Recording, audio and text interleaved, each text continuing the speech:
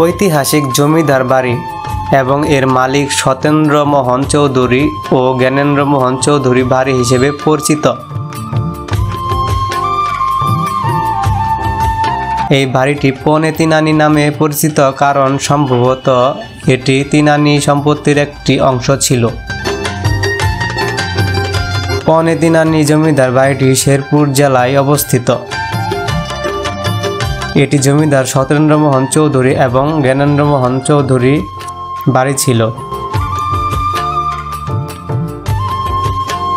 বাড়িটির নামকরণের পেছনের কারণ হলো এটি তিনানি 1 বিঘা জমির তিনানি ভাগের 1 ভাগ বা 1 আনা সম্পত্তির একটি অংশ ছিল।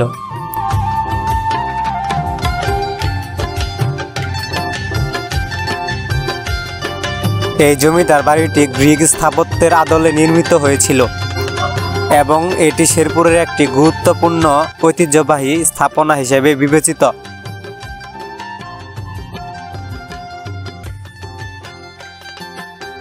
শেরপুর শহরের বুক জুড়ে দাঁড়িয়ে থাকা পৌনে তিনানি জমিদার বাড়িটি এক সময়ের ঐতিহ্যপূর্ণ জমিদার ইতিহাসের জীবন্ত নিদর্শন।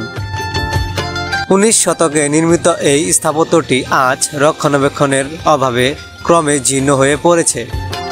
স্থায়ীদের ভাষায় এটি শুধু একটি বাড়ি নয়, বরং একটি কালের দলিল যা এখন হারিয়ে যাওয়ার পথে। ঐতিহাসিক তথ্য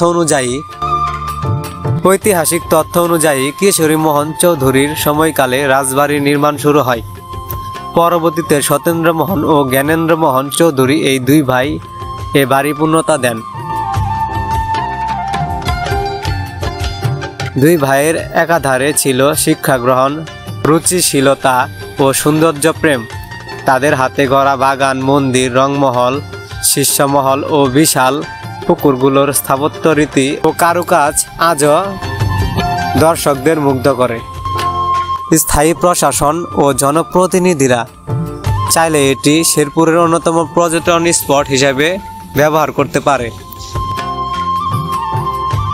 যদি আমার ভিডিওটি ভালো লাগে অবশ্যই একটি শেয়ার করে লাইক করে দিবেন এবং আমার পাশে থাকবেন। ধন্যবাদ।